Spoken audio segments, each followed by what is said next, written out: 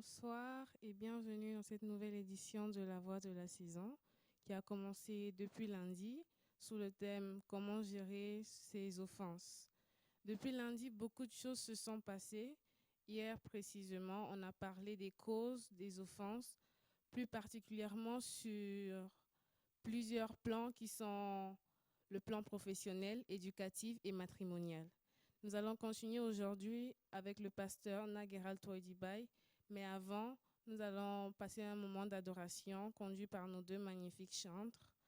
Je rappelle aussi que cette émission est faite en collaboration avec la chaîne Electron TV et les églises La Parole de Vie du Tchad. Je vous souhaite de passer une excellente soirée en écoutant la parole de Dieu.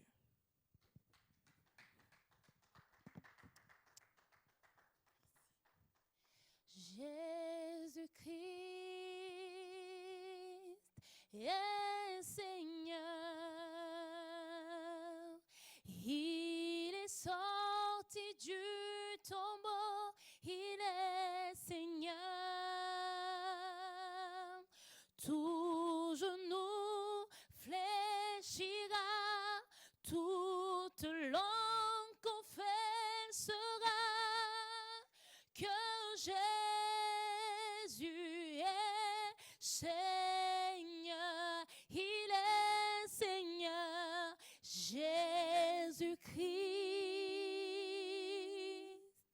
est Seigneur, il est Seigneur, il est sorti du tombeau, il est Seigneur. Tout genou fléchira, toute langue confessera que Jésus est Seigneur, il est Seigneur, Jésus-Christ, Jésus-Christ est Seigneur, il est Seigneur, il est sorti du tombeau, il est Seigneur. Tout genou fléchira, toute langue confessera que Jésus est Seigneur, il est Seigneur, Jésus-Christ, Jésus-Christ est Seigneur, il est Seigneur, il est sorti du tombeau, il est Seigneur. Tout genou fléchira, toute langue confessera que Jésus est Seigneur. Esprit de Dieu, descends, descends, Esprit de Dieu, Esprit de Dieu, descends sur nous, descends sur nous, Esprit de Dieu, descends, descends, descends, Esprit de Dieu, Esprit de Dieu, descends, descends.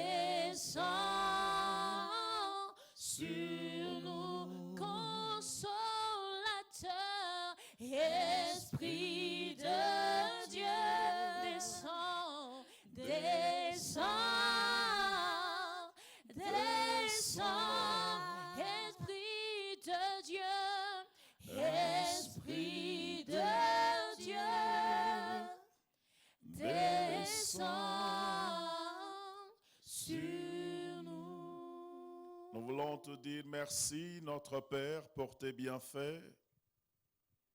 Merci pour ta grâce qui nous rassemble autour de ta parole. Nous prions que tu continues d'être avec nous, que tu nous aides à dispenser ta parole, que tu nous aides dans nos maisons à écouter cette parole, que tu nous aides dans des endroits publics à écouter cette parole. Partout où cette parole retentit, nous te prions, Seigneur, de toucher les cœurs et de bénir les vies. Merci. Au nom de Jésus-Christ. Amen. Amen. Gloire à Dieu. Nous bénissons le Seigneur pour sa grâce qui nous rassemble encore autour de ce thème très important, gérer ses offenses, gérer les offenses. Nous allons lire le texte de base d'hier qui indique que les offenses sont inévitables. Le texte qui nous provient de l'Évangile d'après Luc et des paroles qui sortent, n'est-ce pas, de la bouche du Seigneur Jésus lui-même. Dans Luc 17, le verset 1 et 2, voici ce que la Bible dit. Donc, chères téléspectatrices et téléspectateurs, nous vous saluons une fois de plus et nous vous prions d'être avec nous jusqu'à la fin, c'est-à-dire le vendredi prochain. Donc, dans les 2 jours qui restent, nous allons aujourd'hui tenter de toucher, de nous aider, de proposer déjà, de suggérer déjà quelques solutions. La Bible dit dans Luc au chapitre 17, les versets 1 à 2. La Bible dit, Jésus dit à ses disciples, il est impossible qu'il n'arrive pas des scandales ou bien des offenses, mais malheur à celui par qui ils arrivent. Il vaudrait mieux pour lui qu'on mît à son cou une pierre de moulin et qu'on le jetât dans la mer, que s'il scandalisait un de ses plus petits, un de ses petits.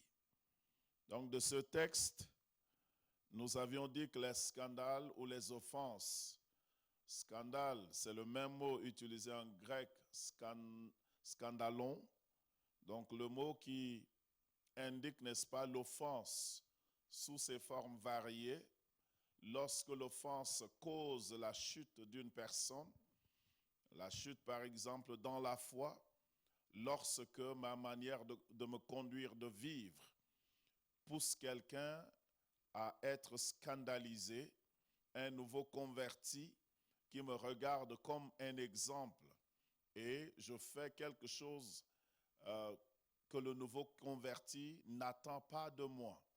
Alors, cela devient un scandale, c'est-à-dire un point d'achoppement, une occasion de chute pour le nouveau converti. En même temps, scandalon, donc offense, va aussi dans le sens des heurts, des blessures, des outrages que nous nous infligeons ou bien que nous infligeons aux autres. Et nous sommes en train de poursuivre beaucoup plus le fait d'être blessé de l'intérieur par des actions des autres, par les paroles des autres et par des attitudes. Et comme la modératrice l'a annoncé tout à l'heure, hier nous avions tenté de considérer des domaines variés, des domaines dans lesquels nous expérimentons les offenses, que ce soit dans le milieu professionnel, dans le milieu éducatif, et le temps faisant, nous ne pouvons pas passer trop de temps dans le milieu religieux aujourd'hui, mais les mêmes offenses dans le milieu séculier, les mêmes offenses aussi se reproduisent dans le milieu religieux. Hier, nous nous sommes arrêtés, nous avions terminé la soirée d'hier en parlant des offenses à retardement, qui sont des offenses qui nous proviennent surtout des décisions promptées par ce que nous appelons la convenance sociale. Et nous avions, je voudrais rappeler brièvement cela, parlons des convenances sociales. Nous disons, n'est-ce pas, que des décisions que nous prenons, soit nous imposons soit à nos enfants et qui plus tard produit des effets négatifs et les enfants se mettent ou sont offensés parce que nous avions été à l'origine de ces choses, ou bien des décisions, n'est-ce pas, entre deux partenaires, un garçon, une fille, des décisions autour des cas comme des avortements par exemple. Des gens qui se poussent ou qui s'accordent à avorter et une fois le temps passé et que la fille veut refaire sa vie, la fille se rend compte que l'avortement pratiqué est maintenant la cause du fait qu'elle ne peut plus produire, donner naissance aux enfants. Alors lorsque la fille repense à cela, elle est offensée plus tard, alors que l'homme serait déjà reparti faire sa vie, bâtir sa vie avec des enfants et ainsi de suite. La fille se retrouve offensée après. Donc nous disons aussi que dans des cas de mariage, par exemple, notre fille ou notre fils choisit son partenaire ou sa partenaire et la famille s'y oppose. Et après, la fille ou le garçon va et ne parvient plus à trouver l'amour de sa vie, alors à retardement, la fille ou le garçon se révolte contre la société. Même si par moment, dans des cas pareils, les offenses commencent au niveau du choix et après, plus tard, la fille ou le garçon peut se rendre compte que les parents avaient raison, comme ce fut le cas de Samson qui, par la suite, on trouve que les parents avaient raison. Nous avions d'autres domaines que nous n'avions pas explorés hier, toujours dans le domaine matrimonial. Par exemple, le remariage ou le veuvage, par exemple, peut aussi causer, n'est-ce pas, des offenses dans la vie. Quand nous parlons, par exemple, du remariage et nous associons cela, le divorce, la cause étant peut-être le divorce ou bien la mort. Lorsqu'il y a un remariage causé par le divorce, nous voyons que le divorce cause beaucoup d'offenses. Donc le divorce cause beaucoup d'offenses et le remariage suite au veuvage, par exemple, si nous prenons la pratique du lévirat. La pratique du lévirat, c'est que dans une société, le monsieur meurt et maintenant la femme est héritée par un des parents du monsieur. Vous allez vous rendre compte que si la femme est une jeune femme, cela causerait moins d'offenses. Mais si la femme qui se remarie a déjà des grands enfants dans sa vie, le plus souvent, les enfants sont offensés par le remariage de leur maman. Donc, à supposer que la femme qui se remarie est déjà une grand-mère. Elle a déjà, n'est-ce pas, des petits-fils ou elle est à l'âge d'avoir des petits-fils. C'est-à-dire si elle a des grands-enfants, à tort ou à raison, les enfants de cette femme-là se retrouvent offensés par moment. Je m'excuse. Donc, nous voyons que des pratiques pareilles, des offenses sont énormes dans la société. Quelle que soit la cause des offenses, nous en souffrons. Alors, comment gérer ces offenses aujourd'hui? Ce que nous proposons n'est qu'une tentative. Quelle que soit la nature des offenses, la Bible dit, n'est-ce pas, que quand vous vous mettez en colère, que le soleil ne se couche pas sur votre colère. C'est-à-dire, c'est ça, ce texte nous invite à savoir gérer nos offenses, nos blessures internes. Les offenses et les blessures internes sont inévitables comme nous l'avions dit. Jésus l'a dit et c'est vrai. Mais quand ça arrive, il faut savoir la gérer. La colère en tant que telle est un résultat de l'offense. La colère est le résultat de l'offense. La colère est un sentiment qui existe en nous tous. Et la colère, lorsqu'utilisée dans le cadre de Dieu, la colère est un don, est une bénédiction, tout comme la joie. La colère est un don, est quelque chose de placé en nous, est un sentiment placé en nous par Dieu. Et Dieu utilise la colère pour nous pousser à lutter contre l'injustice, contre les corruptions et, n'est-ce pas, pour la légitime défense. Mais maintenant, lorsque la colère est fruit, n'est-ce pas, lorsque la colère est fruit des offenses, alors elle s'exprime le plus souvent dans le contexte ou bien hors de la volonté de Dieu. Lorsque la colère est le fruit, n'est-ce pas, d'une offense, elle se manifeste sous forme de vengeance, sous forme de représailles et c'est destructif. C'est destructif. Donc c'est pour ça que pour gérer tout cela, Dieu dit, n'est-ce pas, à moi la vengeance, à moi la rétribution. Donc, quelle que soit la nature de l'offense, les offenses produisent toujours un effet négatif. Personne ne peut me dire que lorsqu'il est offensé, il est heureux. Ce n'est pas vrai. Quand bien même on parvient à surmonter les offenses, on n'est jamais content quand on est offensé.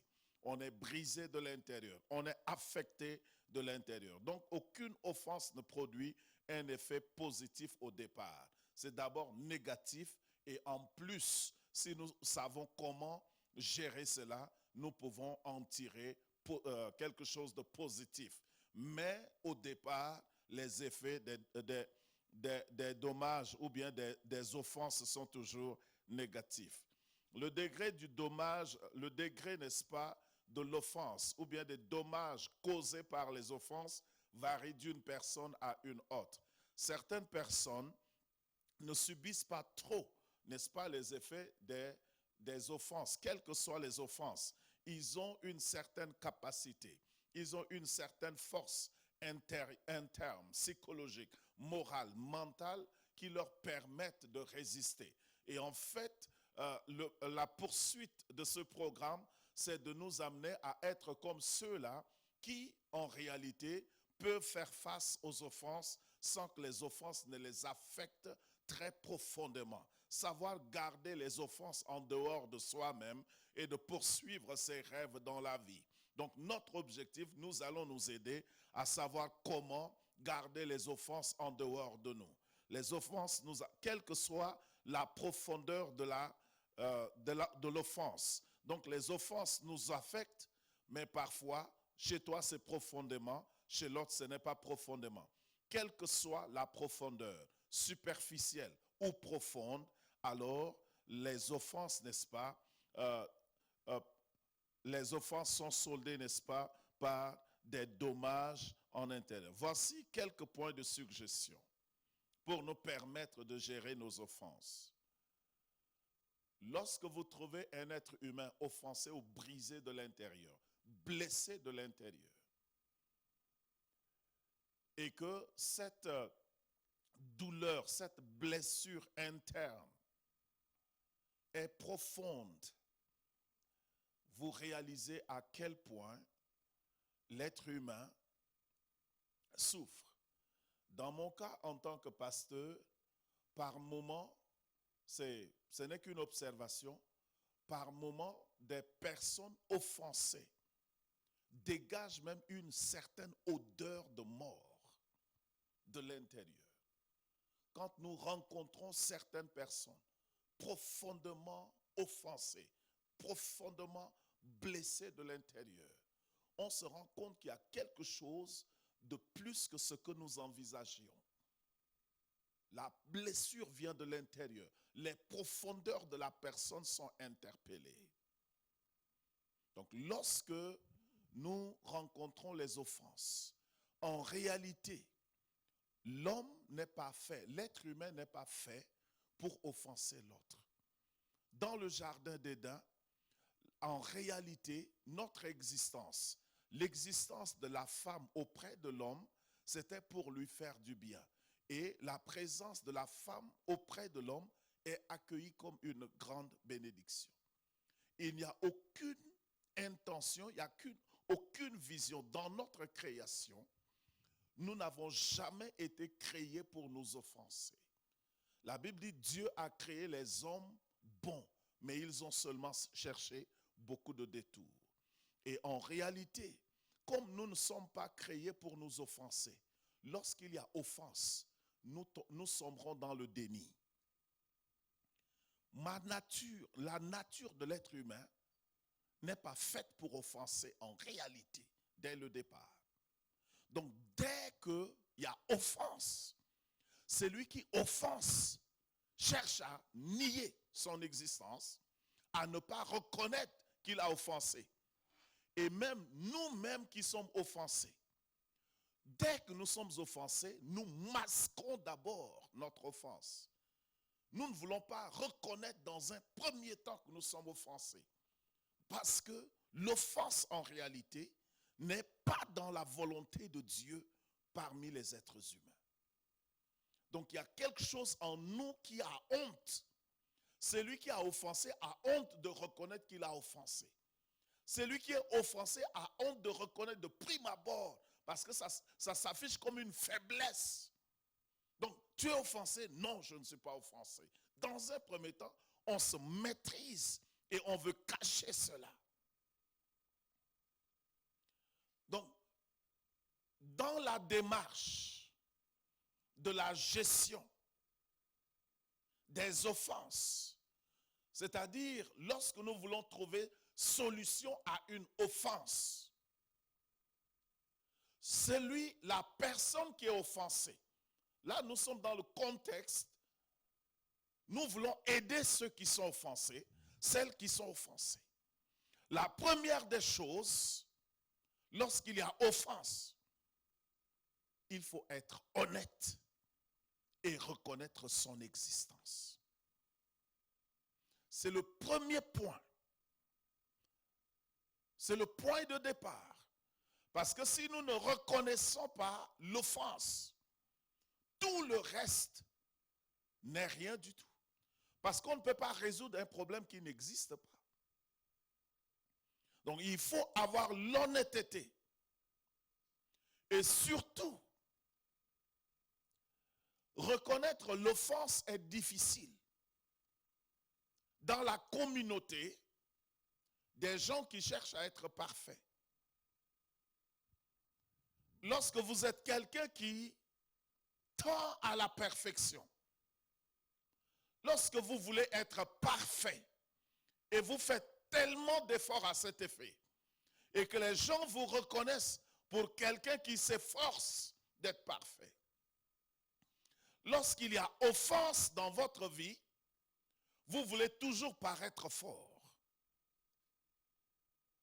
Vous ne voulez pas reconnaître qu'il y a offense. Parce que, en tant que pasteur, si je dis que je suis offensé, je me dis que je vais paraître faible aux yeux des membres de l'Église. En tant que leader, si je dis que je suis offensé, cela, à mes propres yeux, je me dis que cela va être perçu comme un signe de faiblesse. Comment, en tant que leader religieux, je peux dire que je suis offensé?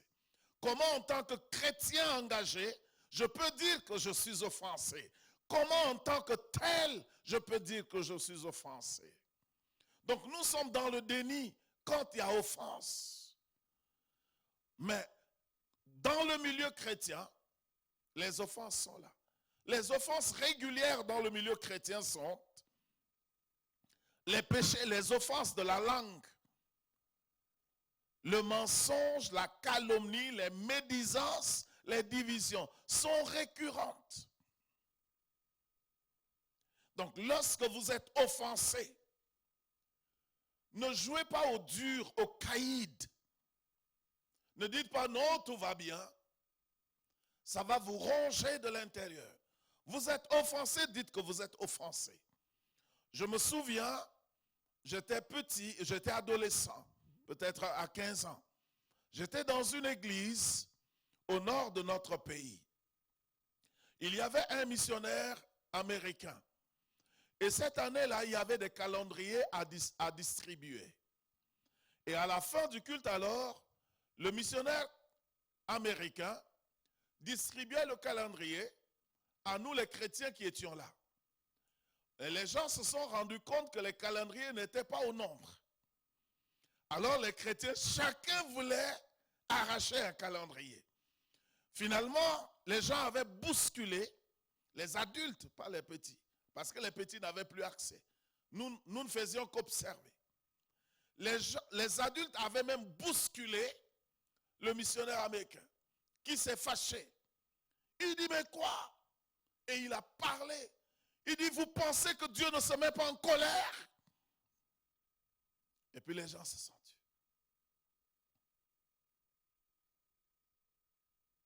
Il était offensé, il s'est exprimé. Et il dit, mais est-ce que vous pensez que Dieu ne se met pas? Donc si Dieu se met en colère, lui, à combien plus forte raison, lui, en tant qu'humain? Donc il venait de nous dire qu'on l'a offensé en le bousculant. Donc qui que nous soyons, reconnaissons quand nous sommes offensés. Et disons à celui, ou bien, si quelqu'un nous demande, exprimons-nous et disons que nous sommes offensés. Donc les gens tentent de part et d'autre de cacher les offenses. Mais toute offense cachée va s'accentuer, va nous ronger de l'intérieur. Le deuxième point, si vous êtes offensé et que vous reconnaissez que c'est vrai, on m'a fait du mal. Qui vous a fait du mal?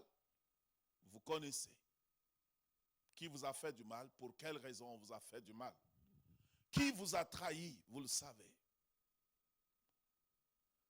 Après que vous ayez reconnu les offenses,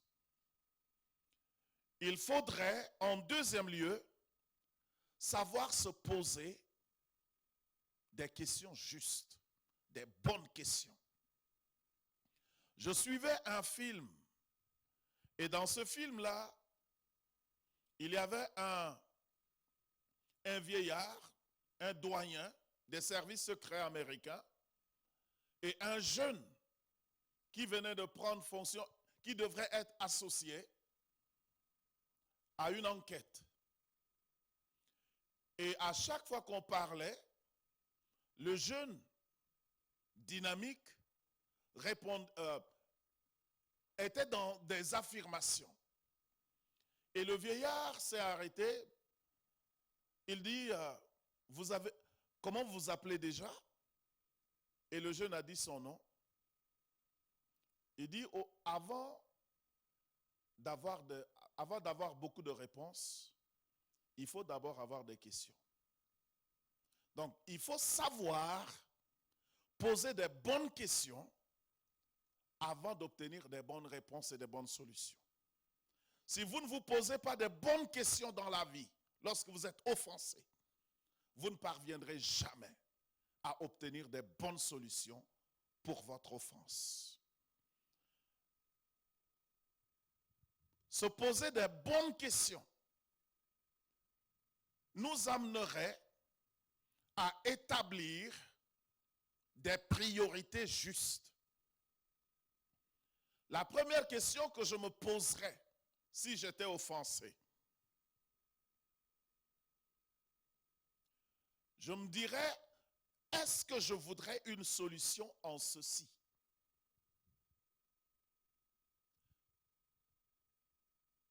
Je reconnais que je suis offensé. Alors je me pose une question. Je suis offensé, mais est-ce que je veux demeurer dans l'offense ou je veux sortir de l'offense?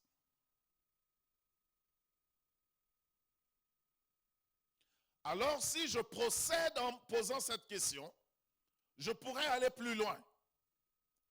Parce que quand il y a certaines personnes, lorsqu'elles sont offensées, elles ne veulent pas être consolées et elles ne veulent pas quitter le sentiment de colère qui les habite.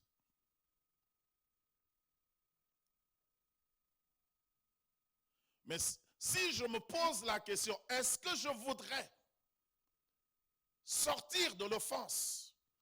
Si ma réponse est oui, alors je pourrais m'en sortir.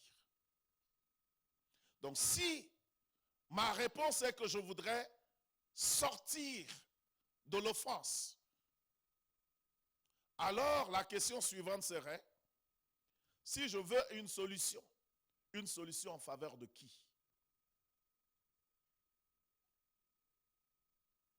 Quand il y a offense, on dit que l'offense est un péché de communauté qui se vit dans la communauté, dans un contexte communautaire, je voudrais dire. Donc, il est rare que je m'offense moi-même. Il est rare. Donc, quand je suis offensé, il y a quelqu'un impliqué en cela. Mais quand je veux des solutions pour quitter l'offense, c'est là où ça mène à la deuxième question. Mais la solution en faveur de qui? En faveur de celui qui m'a offensé ou bien en ma propre faveur? Si c'est en ma faveur, est-ce que c'est en vue de ma solution, ma guérison intérieure? Dois-je, ou bien, et je dis, qui est le plus important dans la recherche de cette solution? L'autre question que je me poserais, dois-je enterrer ma vie? Dois-je enterrer ma vie personnelle, si vous voulez, par une seule occurrence? Parce que certaines personnes, si vous voulez les bloquer dans la vie, c'est facile. Offensez-les profondément et leur vie s'enterre là. Et ça, nos ennemis avisés le savent. Vos ennemis, vous qui nous suivez, si votre ennemi vous étudie bien, il le saura. Certaines personnes, vous les offensez une fois dans la vie. La suite de leur vie est gâchée. Mais si vous voulez une solution aux offenses, vous voulez sortir des offenses, en faveur de qui? En faveur de moi-même. La réponse est facile. Je veux vaincre les offenses. Alors si je veux vaincre les offenses, alors je ne veux pas que ma vie soit détruite parce qu'une personne m'a offensé. C'est la raison de cette question qui dit, est-ce que je veux enterrer ma vie sur la base de cette offense?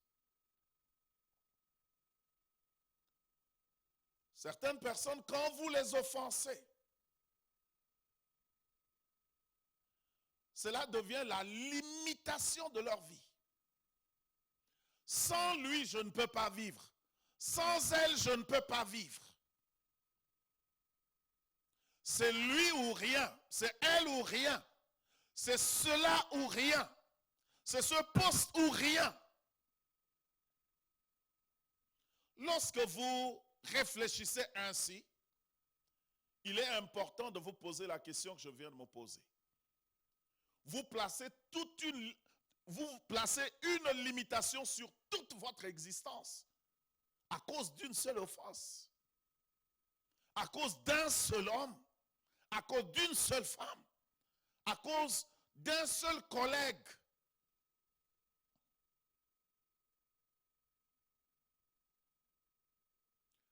En réalité, ceux qui ne veulent pas sortir des offenses s'enterrent eux-mêmes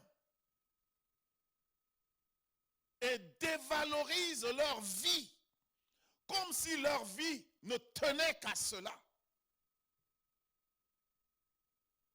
Je ne crois pas que ma vie ne tient qu'à une chose.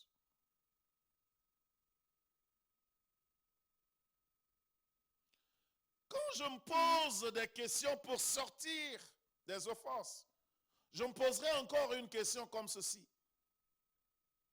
En quoi cette offense affecte ma paix intérieure et mon ambition personnelle? Si l'offense affecte ma paix intérieure, je ne peux pas dormir à cause de ça. Je ne peux pas dormir à cause de lui. Je ne peux pas dormir à cause d'elle. Et quand je poursuis mes rêves, je vais au boulot avec lui dans la tête. Et tout ça alors je trouve que c'est quelque chose qui m'affecte et je voudrais m'en débarrasser. Je veux me débarrasser de tout ce qui peut tuer mon ambition, tuer ma productivité. Donc je me poserai une question comme cela. En quoi ceci affecte-t-elle ma paix? Quand quelqu'un m'offense vraiment et que je veux me libérer de l'offense, je me poserai encore une autre question. Est-il affecté au même point que moi, au même titre que moi? Parce que vous verrez, la personne qui vous a offensé pourrait vous quitter là et se réjouir juste à 2 mètres de vous. Donc je me dis, mais dans tout ça, qui souffre le plus? Est-ce que je souffre de cette chose? Donc lorsque nous nous posons des questions justes, nous allons avoir déjà une disposition intérieure à rechercher la paix, à rechercher la guérison, à rechercher la solution. Et quel genre de solution? Des solutions qui vont me guérir. Il y a des solutions qui dédommagent. Il y a des solutions qui guérissent. Il y a des solutions qui donnent raison. Il y a des solutions qui restaurent l'âme. Généralement, quand il y a conflit, les gens revendiquent, consciemment ou inconsciemment, une solution qui satisfait à la justice. Lorsque les gens viennent devant nous ou devant vous, lorsque vous rencontrez les gens offensés, le plus souvent, les gens ne sont pas en train de rechercher. Les gens veulent la guérison intérieure, mais leur revendication, c'est plutôt une compensation. C'est la justice qu'ils recherchent et non une guérison. Je vais expliquer tout ça. Obtenir justice n'apporte pas nécessairement la guérison à l'offense.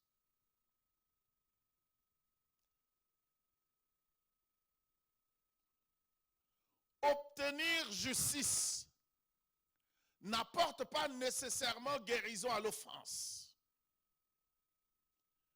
Nous sommes ici dans le contexte de la guérison intérieure. Lorsque vous êtes offensé, ne recherchez pas d'abord une solution de justice, entre guillemets. On se présente devant un conseiller, devant un pasteur, devant un adulte, devant un papa. Les plaintes se font dans nos maisons, les plaintes se font au travail, les plaintes se font à la justice. Mais quand un enfant se plaint d'un autre enfant, quand vous observez, l'enfant qui se plaint n'est pas en train de rechercher la restauration entre lui et son frère. Mais il est en train de revendiquer justice et réparation. C'est ainsi que beaucoup de cas sont traités. Les offenses sont traitées à la justice. Il y a dommages et intérêts. Mais cela ne réconcilie pas les gens. La justice tranche que c'est toi qui as raison. Et je verse les dommages et intérêts. On te donne. C'est une compensation extérieure. Et tout le monde sait que c'est toi qui as raison. Mais nous quittons la justice en étant toujours ennemis.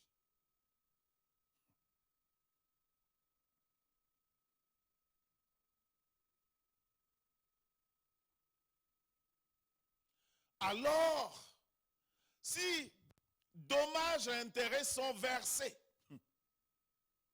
mais il n'y a pas de guérison dans le cœur de celui qui est offensé, le conflit continue et l'offense va s'accentuer.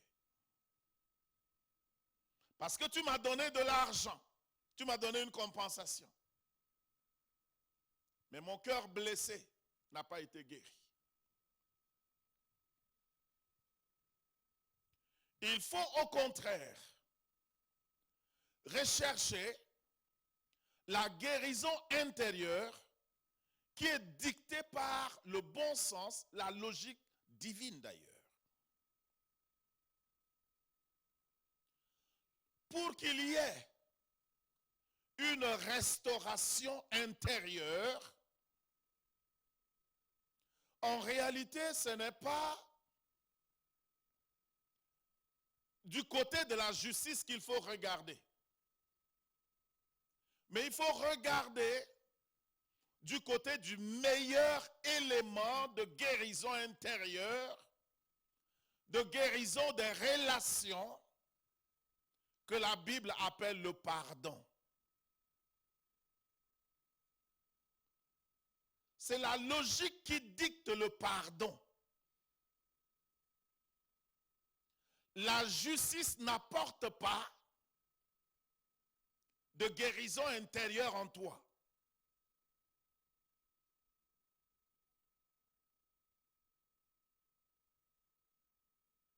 Combien de fois avions-nous vu des cas comme je viens de le dire? Combien de fois les gens se sont retrouvés devant le pasteur et le pasteur a tranché? C'est lui qui a raison, c'est elle qui a raison. Mais nous quittons insatisfaits. On nous a donné raison. Mais on veut encore qu'on fasse plus.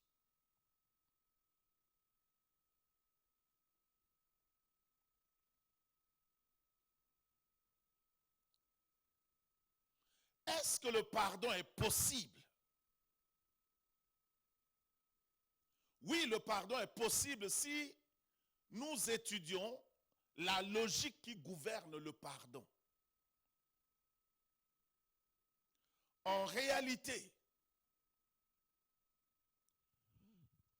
lorsqu'il y a offense, le plus souvent nous regardons du mauvais côté. Lorsqu'il y a offense, lorsque vous êtes offensé, vers qui vous tournez-vous?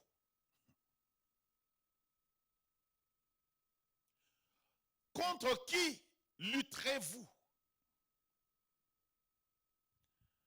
La justice exige que lorsque tu m'offenses, je lutte contre toi pour obtenir gain de cause. La logique du pardon exige que lorsque je suis offensé, il faudrait que je me tourne vers moi-même d'abord, lutter avec moi-même pour me retrouver. C'est là la guérison. J'explique. Dans la société,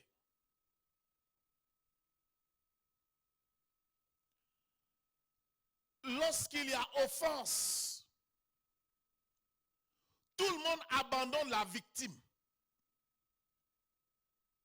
et se tourne contre le malfaiteur.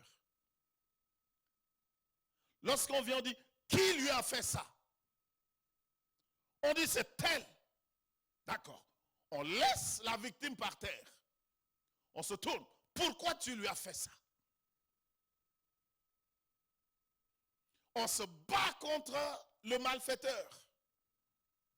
Entends, lui, il est en train de moisir ici. Quand il y a accident de voiture, quand si un conducteur ramasse quelqu'un et le laisse au point de la mort, et que vous êtes là à côté avec un engin roulant, si le conducteur percute un passant, le laisse et s'enfuit, le réflexe est que tous ceux qui ont des engins roulants poursuivent le conducteur qui prend fuite. Et on laisse celui qui est percuté avec les piétons qui viennent s'entasser autour de lui. Pourquoi on poursuit le chauffeur qui est parti? C'est parce qu'on veut que justice soit faite. On veut qu'il paye. Et en le faisant, personne ne se soucie de sauver la victime. La même chose dans la gestion de nos offenses. Nous regardons toujours du côté extérieur. Mais nous ne regardons pas nous-mêmes. Donc, lorsque vous êtes offensé, parce qu'il y a des gens qui vous offensent et ils ne savent pas qu'ils vous ont offensé. Même si vous leur prouvez qu'ils vous ont offensé, pour eux, ça se passe, ce n'est rien encore. Le pire va venir. Donc, il y a des gens que il ne faut pas passer son temps à convaincre, à poursuivre le brigand. J'explique encore. On revient à la maison, on trouve une fille violée. Et on voit le monsieur en train de s'éloigner. On se lance à la poursuite du monsieur. On prend le monsieur. On le tabasse. Et on le met en prison. Maintenant, quand on revient, on est satisfait.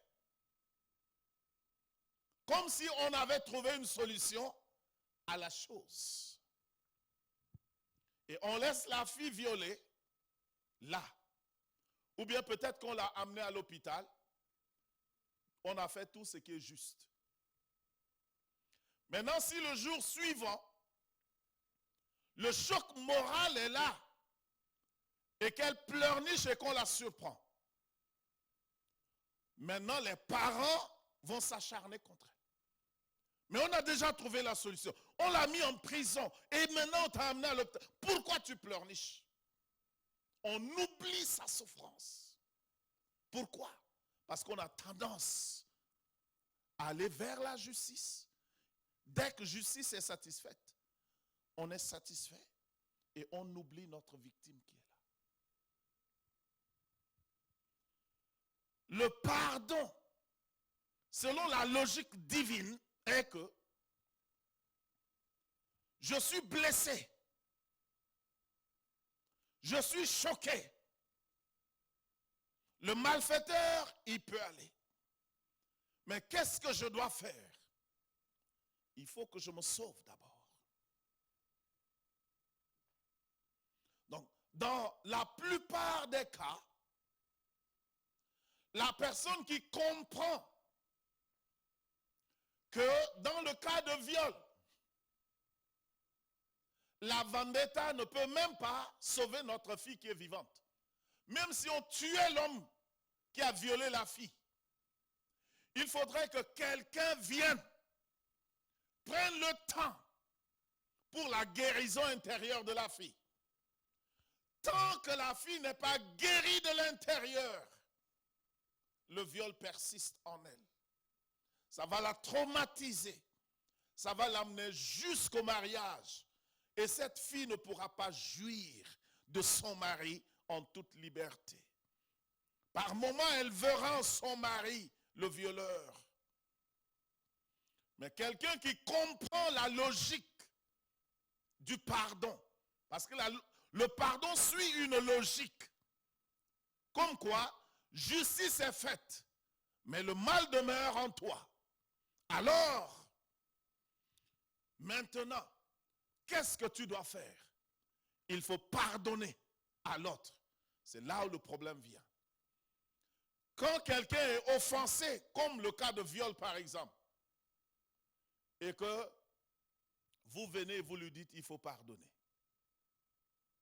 C'est en ce moment que la personne se redresse et se dit maintenant je comprends que toi tu ne m'aimes pas. Parce que quand vous êtes choqué et que quelqu'un vous parle de pardon, la personne vient encore d'ajouter à votre mal. Il vient de remuer le couteau dans la plaie.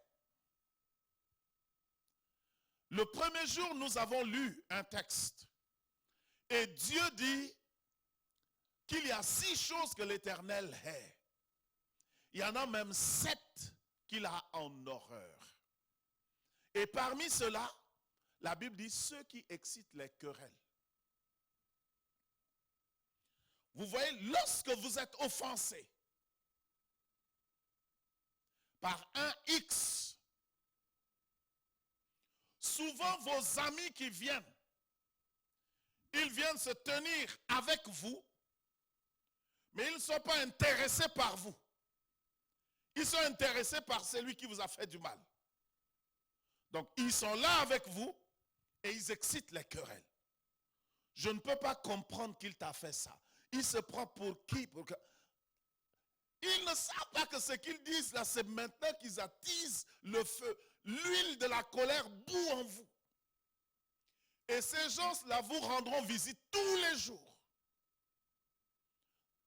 Dans la parole de Dieu, ce sont ceux-là qui sont appelés ceux qui excitent les querelles. Parce qu'ils viennent se mettre avec vous et ils vous rappellent. Mais tu sais, je l'ai vu ce matin. Quand je l'ai vu, la colère est montée. Je dis, mais ce qu'il a fait à mon ami, ce qu'elle a fait à mon ami. Ça, c'est des gens qui excitent des querelles. Et ces gens-là vont vous amener à ne pas vous libérer, à ne pas pardonner. Donc, le pardon, en réalité, recherche la libération et la paix intérieure de la victime. Donc, quand nous demandons, quand Dieu demande qu'on pardonne, en quoi le pardon peut, qu'est-ce qui rend le pardon possible? Je pardonne pour moi-même. Je pardonne pour moi-même. À chaque offense, je pardonne pour moi-même. Pourquoi? La question qu'on s'était posée au départ, est-ce que celui qui m'a fait du mal souffre autant que moi en ce moment? Pendant que je ne dors pas, pendant que je gémis, est-ce qu'il est en train de souffrir lui aussi? Je ne suis pas sûr. Vous qui nous suivez, peut-être qu'en ce moment, vous souffrez des offenses de quelqu'un. Et vous ne voulez même pas que cette colère la baisse. Vous ne voulez même pas que cette irritation baisse. Vous voulez entretenir cela. Et vous avez des amis autour de vous qui vous aident à entretenir dans le mauvais sens. Ces amis sont en train de vous tuer debout. Et vous êtes en train de vous tuer. Parce que c'est lui qui vous a offensé. En ce moment, vous dites, vous n'allez jamais lui pardonner. En ce moment, vous ne dormez pas. Lui, il est en train de rigoler quelque part. Il est en train de danser quelque part. Il vous a même oublié. Il a oublié votre existence pour ce petit moment de jouissance.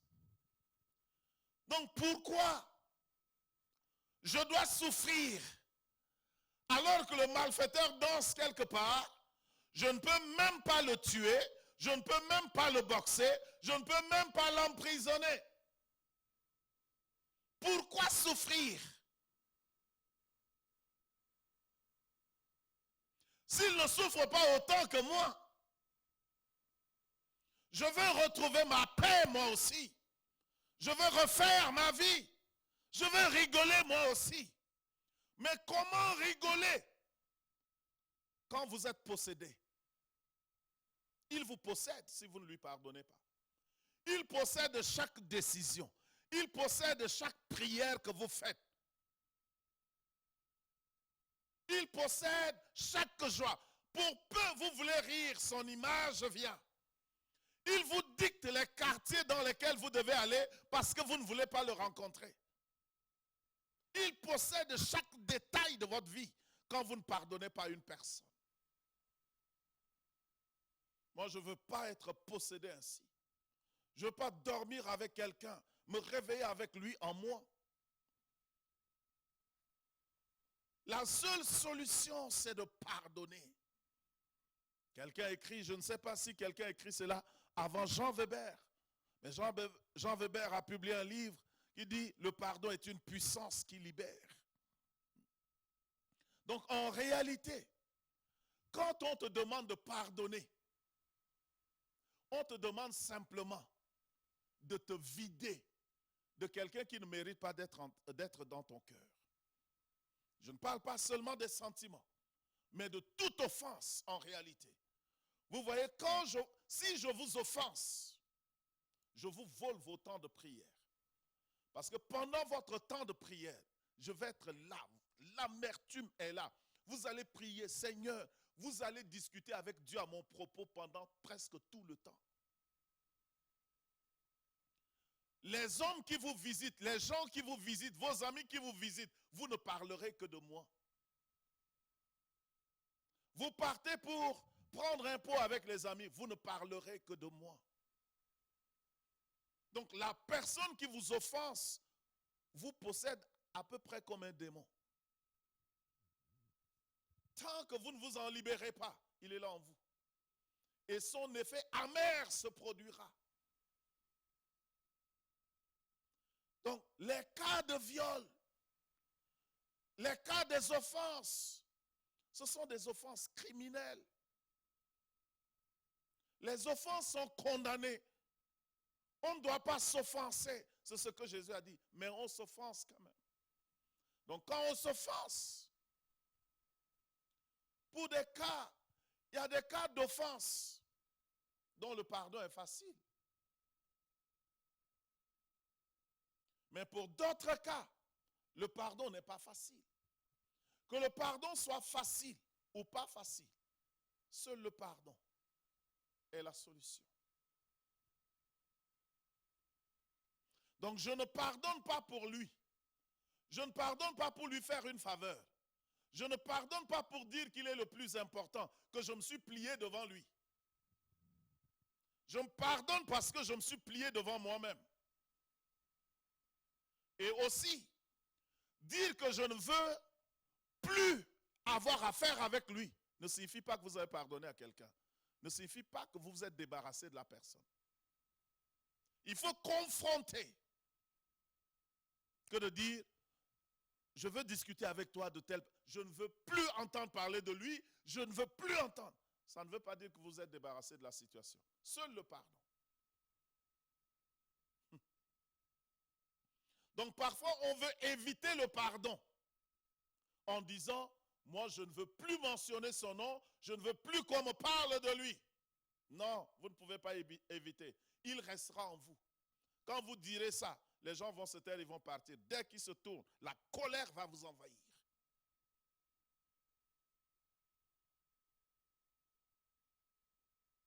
Donc, est-ce que la personne souffre autant que moi? Est-ce que la personne vit-il ou bien continue-t-il de vivre sans moi? Pour une fille qui est abandonnée, par exemple, et qui dit, et qui sombre dans la dépression, je ne néglige pas la souffrance. La souffrance, elle est réelle. Mais, s'il est reparti avec d'autres filles, s'il est reparti faire sa vie, dois-je nourrir un faux espoir ou bien un espoir amer et vivre avec l'amertume toute ma vie? Je ne pense pas. La logique qui guide le pardon d'ailleurs, exige que toi aussi, mais tu oublies ça et trouve un moyen de continuer de vivre. Continue de vivre. Continue ta vie. Lui, il est parti. Il passerait là, il te saluerait peut-être même pas. Alors entends raison. Est-ce que je suis heureux comme ceci? Si je ne pardonne pas, est-ce que ne pas pardonner me rend heureux? Si vous trouvez que ne pas pardonner vous rend heureux, alors continuez. Mais si ne pas pardonner ne fait que vous rappeler la douleur, alors il faut pardonner.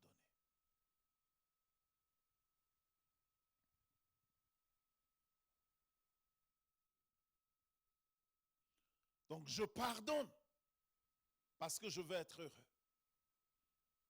Parce que ma vie n'est pas limitée à une seule offense. Je pardonne pourquoi? Une autre raison. Je pardonne parce que je veux toujours être meilleur que mon ennemi. Devant Dieu, la personne qui ne pardonne pas et la personne qui offense sont pareils.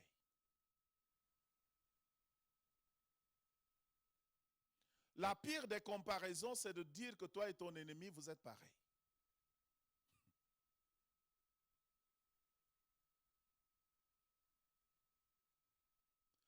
C'est la pire des déclarations que vous pouvez entendre. La personne, on dit, mais toi et lui, vous êtes pareils. Tu me dis que je suis comme cette personne? Oui, vous êtes comme cette personne. Pourquoi? Parce que toi aussi, tu ne pardonnes pas. Jésus enseigne la prière. Et après, d'ailleurs, non seulement là, il dit, si vous ne pardonnez pas aux hommes vos offenses, votre Père ne vous pardonnera pas. Il a appris la prière, mais ça, c'est à une autre occasion. À cette occasion-là, il a donné l'exemple de 2 serviteurs. Il dit, le premier serviteur devait de l'argent à son maître. Le maître dit, paye-moi ce que tu me dois. Sinon, je te mets en prison et je mets toute ta famille en prison jusqu'à ce que vous payiez le tout. Jésus a dit, il s'est prosterné et il a supplié le maître. Le maître lui a pardonné. Et lui-même, au sortir, quand il est sorti de devant le maître, il est allé et il a trouvé un autre serviteur qui lui devait un peu seulement d'argent. Et il dit, hey, mon ami, la Bible dit qu'il a pris au col, il a pris au cou. Il dit, paye-moi mon argent. L'autre l'a supplié. Et il a refusé, il est allé mettre l'autre en prison. Après, leur patron a entendu. Et le patron a dit, mon ami, qu'est-ce que j'ai entendu? J'ai entendu que tu as mis ton ami en prison. Tu me devais de l'argent, plus que lui. Je t'ai libéré. Tu ne pouvais pas avoir pitié de lui. Il dit, maintenant, mettez-le lui aussi. Mettez-le en prison lui aussi. Jusqu'à ce qu'il me paye tout ce qu'il me doit. Jésus a dit, c'est ainsi que Dieu va nous traiter. Si tu pardonnes, tu es meilleur que celui qui t'a offensé. Si tu ne pardonnes pas, tu n'es pas meilleur. Donc, chaque moment d'offense est une opportunité de surpasser quelqu'un en caractère et en valeur morale dans la vie. Lorsque les gens vous offensent, ils s'attendent à une réaction négative de votre part. Donc, si vous répondez négativement, vous n'avez rien produit. Jésus a dit, même les païens font des choses pareilles. Mais si quelqu'un vous offense, et c'est un sourire qui émane de vous, c'est une joie, une paix, une tranquillité, vous êtes plusieurs fois meilleur que cette personne. Et la Bible dit d'ailleurs que c'est comme un charbon ardent que vous amassez sur lui. Donc, nous tous qui avons été offensés, le pardon est un principe qui peut nous libérer nous-mêmes. Pourquoi? Parce que celui qui vous offense répare toujours faire sa vie. Mais vous, pour que vous puissiez refaire votre vie, il faut vous débarrasser de la personne là de votre vie. La personne qui possède vos pensées et tout en vous. Comment vous débarrasser de lui? Le seul moyen, c'est je te donne gratuit, je te pardonne gratuitement. Demain, nous allons voir quel est le prix du pardon. Qu'est-ce qui peut me prompter? Donc, la première raison que j'avais dit ici, je pardonne pour moi-même. La deuxième raison viendra, la troisième raison viendra, mais tout ceci nous aide déjà à vouloir nous libérer. Téléspectateurs et téléspectatrices, nous ne négligeons pas vos offenses, mais demander réparation ne guérit jamais votre cœur. Je peux encore prendre un exemple pour terminer. Pourquoi nous devons plutôt chercher guérison intérieure que réparation? Prenez une femme abandonnée par un homme. La femme exige réparation et la justice demande qu'une caution qu'une somme soit versée pour s'occuper de la femme. Justice est faite à la femme. Mais en réalité, le cœur de cette femme qui est resté attaché au monsieur, les sentiments de cette femme, la psychologie de cette femme, en réalité, n'est pas guérie. Jusqu'à ce que la femme accepte la situation, pardonne à l'homme, elle pourra retrouver sa paix intérieure, elle pourra refaire sa vie. Nous sommes dans cette dynamique. C'est pour ça qu'en réalité, aucune autre technique ne peut nous sauver des effets négatifs des offenses, sinon le pardon. Que Dieu nous bénisse et nous allons poursuivre demain. Nous allons poursuivre demain. Nous allons nous tenir debout pour prier le Seigneur. Que tu peux tout et que rien ne t'est impossible. Je reconnais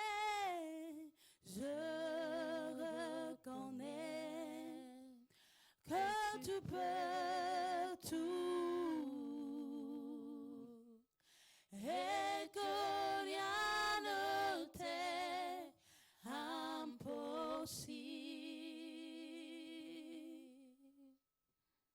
Seigneur, fais-moi voir ta gloire. Chantons ensemble avec les chantres.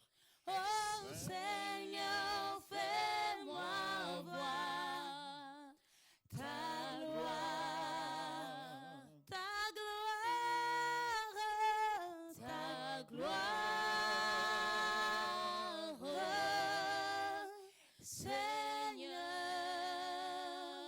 Seigneur, fais-moi voir. Pour cette soirée, Seigneur, l'idée principale, fais-moi voir quand vous êtes offensé, ta gloire. oubliez d'abord celui qui vous a offensé et pensez à vous-même d'abord.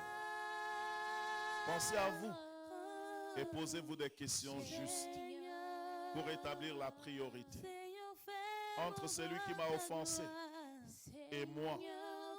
Qui est le plus important? La réponse est évidemment vous.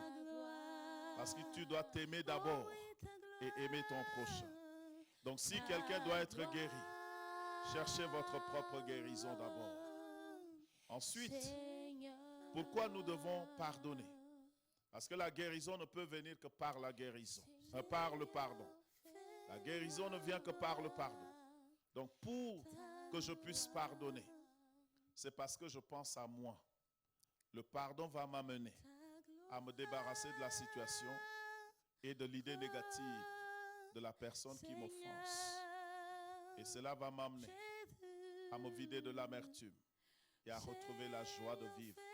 Tandis qu'il est parti faire sa vie, moi aussi je dois refaire ma vie. Tandis qu'il rigole, moi aussi je dois rigoler avec mes amis.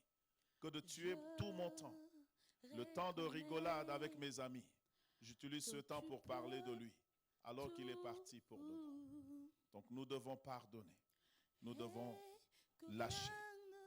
Nous allons poursuivre ainsi demain, prions le Seigneur. Je prie Dieu de grâce et de bonté Nombreux sont ceux et celles qui sont offensés.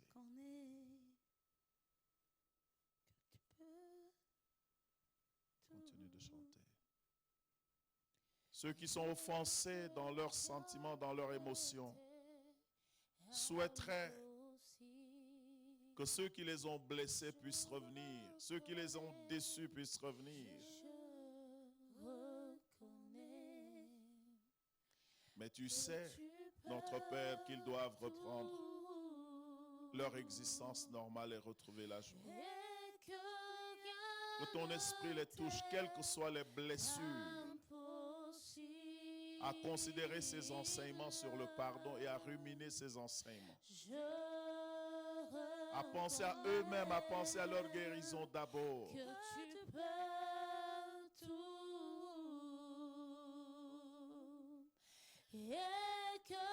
Merci Dieu de grâce.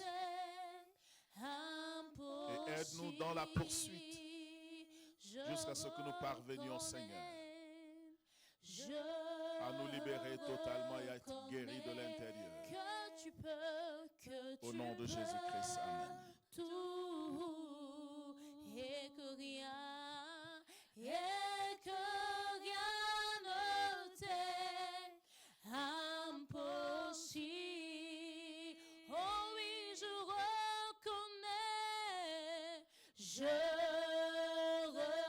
reconnais que tu peux tout, et que rien ne t'est impossible. Seigneur, fais-moi voir ta gloire.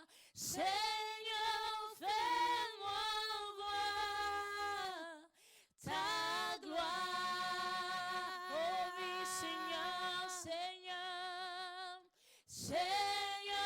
fais-moi voir ta gloire. Seigneur, fais-moi voir ta gloire.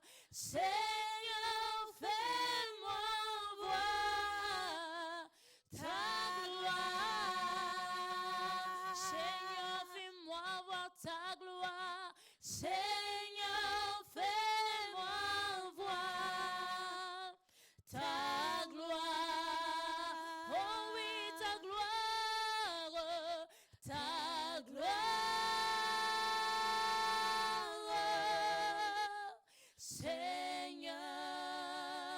Seigneur, fais-moi voir ta gloire. Seigneur, fais-moi voir ta gloire. Oh oui, ta gloire, ta gloire.